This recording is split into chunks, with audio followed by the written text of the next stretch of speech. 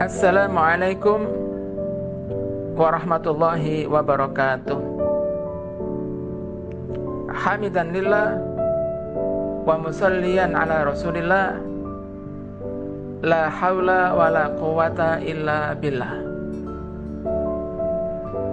Saudara-saudaraku rahimakumullah, apabila kita ingin mengenal Allah Subhanahu wa ta'ala, maka yang pertama kita lakukan, kita harus mengenal diri kita, mengenal potensi-potensi yang kita miliki, rahasia-rahasia apa yang dimiliki oleh manusia. Al-Allamah Syekh Taqiyuddin An-Nabhani memberikan penjelasan bahwa annal insana kainun auda Allahu subhanahu wa ta'ala fihi taqatun tadfa'uhu lil qiyami bi a'malin muayyanah tatamassalu bil hajatil udawiyah wal gharais wat tafkir fadlan anir ruh allati hiya sirrul hayah. Bahwasanya Allah Subhanahu wa ta'ala menciptakan manusia ini dilengkapi dengan potensi-potensi yang melekat pada dirinya. Potensi-potensi itu mendorong dia untuk menjalankan berbagai macam amal perbuatan, berbagai macam pekerjaan, berbagai macam aktivitas, sehingga manusia ini bergerak di muka bumi ini disebabkan oleh potensi yang telah Allah berikan kepada dia. Potensi yang pertama yang dimiliki oleh manusia adalah al-hajatul udawiyah, yaitu kebutuhan fisik, kebutuhan akan pemenuhan makan, pemenuhan kebutuhan minum, pemenuhan kebutuhan agar dia bisa mampu untuk hidup di dunia ini. Inilah yang disebut sebagai al-hajatul udawiyah.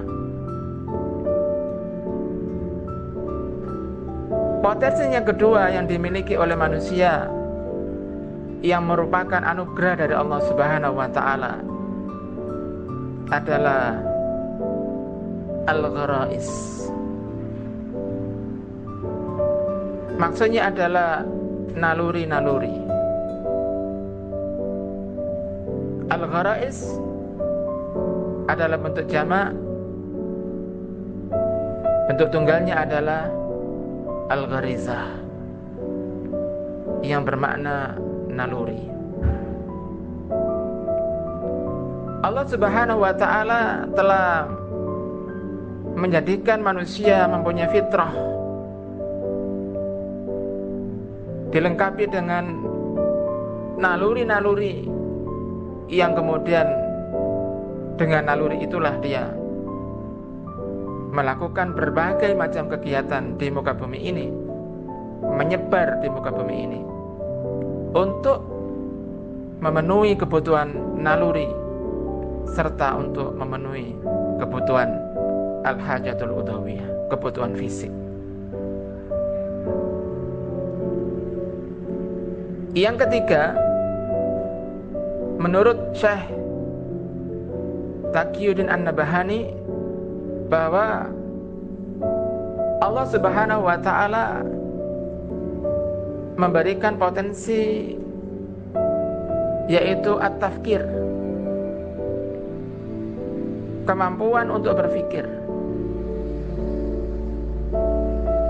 Ini adalah kemampuan yang spesial diberikan oleh Allah Subhanahu wa taala kepada manusia, tidak kepada makhluk yang lain. Sehingga dengan kemampuan berpikir ini, manusia akan mampu untuk bisa bertahan hidup, untuk mampu memilah mana yang baik, mana yang buruk, mana yang boleh dan mana yang dilarang, mana yang terpuji dan mana yang tercela. Kemampuan untuk berpikir ini diberikan oleh seluruh manusia sebagaimana potensi hajatul udawiyah ataupun gharais. Saudara-saudaraku rahimakumullah, apa yang disebut dengan al-hajatul udawiyah? Dia adalah at-taqatul hayawiyah allati tadfa'ul insanu lil qiyami bi a'malin muayyana wa tatallabul isba'al hadmi, bimakna annahu idza lam yasba'ha yamutu. Definisi tentang hajatul udawiyah atau kebutuhan fisik, dia merupakan potensi hidup yang potensi ini mendorong manusia untuk menjalankan aktivitas tertentu, yang mendorong manusia untuk bergerak di muka bumi ini. Sedangkan tuntutan terhadap amalan ini itu bersifat pasti. Maknanya adalah apabila dia tidak menjalankannya, maka dia bisa mati.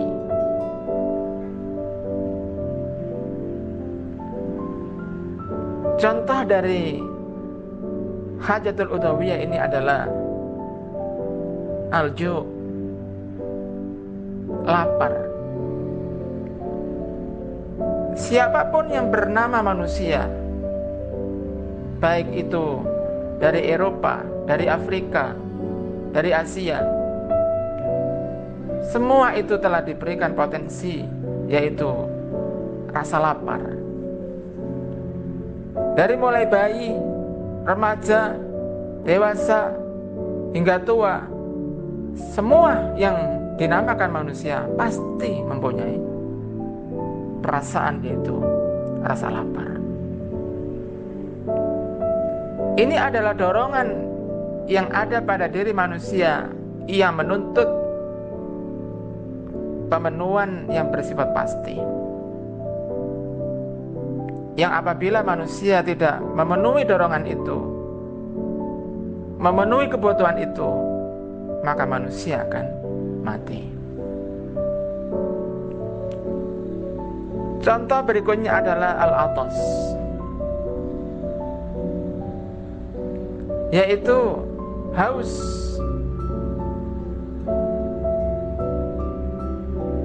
Semua manusia mengalami itu. Ketika manusia tidak minum, tidak memberikan solusi atas dahaga yang dia miliki, dorongan haus yang ada pada dirinya, maka manusia akan mengalami kematian. Termasuk contoh dari hajatul udawiyah, kebutuhan yang bersifat fisik ini adalah qada'ul hajah, yaitu untuk buang air besar, buang air kecil. Setiap manusia mempunyai itu. Inilah salah satu dari potensi Allah Subhanahu wa ta'ala yang telah diberikan kepada manusia sejak lahir. Dan potensi inilah yang kemudian menjadikan semua manusia itu melakukan pergerakan di atas bumi ini. Mereka memenuhi kebutuhannya ini dengan cara bekerja ataupun dengan cara-cara yang lain. Saudara-saudaraku rahimakumullah, potensi yang kedua yang diberikan oleh Allah kepada manusia adalah gharizah atau naluri. Al-Allamah Syekh Taqiyuddin An-Nabhani mengklasifikasi bahwa naluri yang dimiliki oleh manusia itu hanya ada 3. Yang pertama adalah gharizatut tadayyun, yaitu naluri untuk beragama, naluri untuk menuhankan sesuatu, naluri yang bersifat spiritual, bahwa seluruh manusia itu sejak dia dilahirkan, dia sudah mempunyai potensi untuk menyembah kepada Tuhan. Naluri yang kedua adalah gharizatun nau', yaitu naluri untuk mempertahankan keturunan, naluri yang menjadikan seseorang akan bisa lestari semua keturunan-keturunannya, sehingga kemudian manusia mempunyai dorongan-dorongan seksual. Yang laki-laki diberikan potensi oleh Allah mempunyai perasaan kasih sayang kepada perempuan. Seorang bapak mempunyai kasih sayang kepada anak. Ini adalah potensi-potensi yang Allah Subhanahu wa ta'ala berikan secara fitrah kepada manusia. Seorang istri mencintai suaminya itu juga karena naluri ini. Seorang saudara mencintai saudaranya juga karena naluri ini, gharizatun nau'.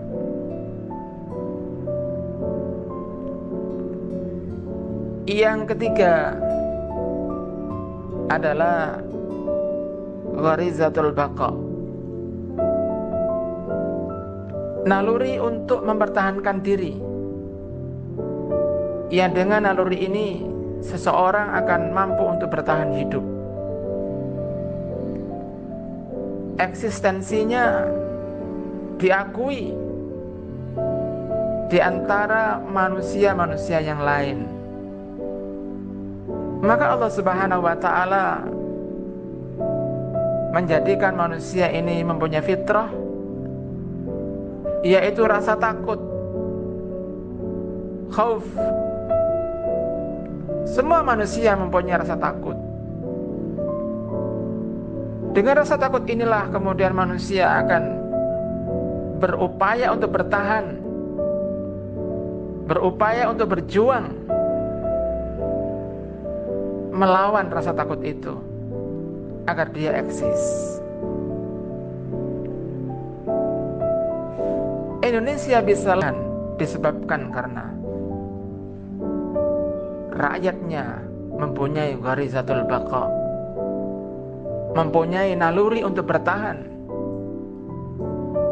mempunyai rasa marah ketika kehormatannya dirampas, wilayahnya diambil. Maka gharizatul baqa yang Allah Subhanahu wa taala berikan kepada seluruh manusia ini akan mampu untuk menjadikan dirinya itu eksis. Sifat marah, sifat takut, sifat ingin memiliki sesuatu, ini juga merupakan wujud daripada gharizatul baqa. Seseorang ingin memiliki rumah yang besar, itu disebabkan karena dia ingin agar kedudukannya di tengah-tengah masyarakat diakui. Seseorang ketika ingin menduduki jabatan yang tinggi, dia cinta terhadap kekuasaan, hubus siyada.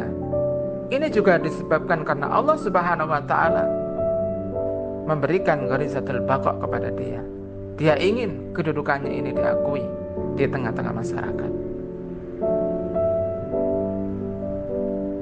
Saudara-saudaraku rahimakumullah, potensi gharizah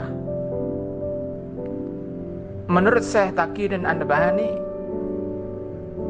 ia tidaklah merupakan potensi yang bersifat pasti. Ia boleh dipenuhi dan ia ketika tidak dipenuhi, manusia tidak akan masuk ke dalam kematian. Manusia tidak akan mati apabila potensi naluri ini tidak dipenuhi. Yang ada hanyalah resah. Maka kita bisa melihat semua kegiatan-kegiatan di dunia ini adalah digerakkan oleh potensi ini, oleh dua potensi ini. Yang pertama adalah hajatul udawiyah, kebutuhan fisik, dan yang kedua adalah naluri al-gharais. Ada para pekerja-pekerja buruh harian, mereka bekerja dari pagi hingga malam. Gaji yang didapat hanya bisa untuk memenuhi kebutuhan fisik. Mereka bisa hidup. Ketika mereka mengalami peningkatan, mereka ingin memenuhi kebutuhan nalurinya. Mereka ingin jabatan, lalu mereka bekerja, berkarir. Satu potensi kebutuhan fisik sudah dipenuhi, selesai. Dan itu tidak banyak. Orang makan dalam satu hari cukup 3 piring, minum cukup beberapa gelas. Tetapi kebutuhan naluri ini mempunyai porsi yang lebih besar. Orang ketika sudah mampu memenuhi kebutuhan fisiknya, dia ingin memenuhi kebutuhan sekunder. Ketika terpenuhi, ingin memenuhi kebutuhan tersier. Ketika orang sudah punya jabatan, dia ingin mempunyai jabatan yang lebih tinggi lagi, terus yang lebih tinggi lagi, terus tidak ada selesainya. Disinilah saudara-saudaraku rahimakumullah, manusia bergerak di muka bumi ini adalah di dalam rangka untuk memenuhi potensi yang telah Allah berikan. Yang pertama adalah al-hajatul udawiyah, kebutuhan fisik. Dan yang kedua adalah al-gharizah, kebutuhan naluri. Kemudian yang ketiga, Potensi yang Allah berikan kepada manusia adalah at-tafkir, yaitu mampu untuk berpikir. Disinilah kemudian Allah Subhanahu wa Ta'ala menjadikan orang-orang yang beriman ini di dalam memenuhi kebutuhan hajatul udawiyah serta kebutuhan gharais, kebutuhan fisik dan kebutuhan naluri ini diatur berdasarkan pemikiran yang telah Allah berikan kepada manusia ini, dan pemikiran itu yang akan mampu untuk membedakan mana yang benar dan mana yang salah, mana yang boleh dan mana yang tidak. Dari mana aturan-aturan itu? Aturan-aturan itu didapatkan dari Allah Subhanahu wa Ta'ala, zat yang telah menciptakan naluri, zat yang telah menciptakan hajatul udawiyah. Apabila manusia mampu untuk memenuhi kedua kebutuhan ini berdasarkan pemikirannya yang dituntun dari Al-Quran dan As-Sunnah, maka manusia akan selamat. Billahi taufiq wal hidayah. Wassalamualaikum warahmatullahi wabarakatuh.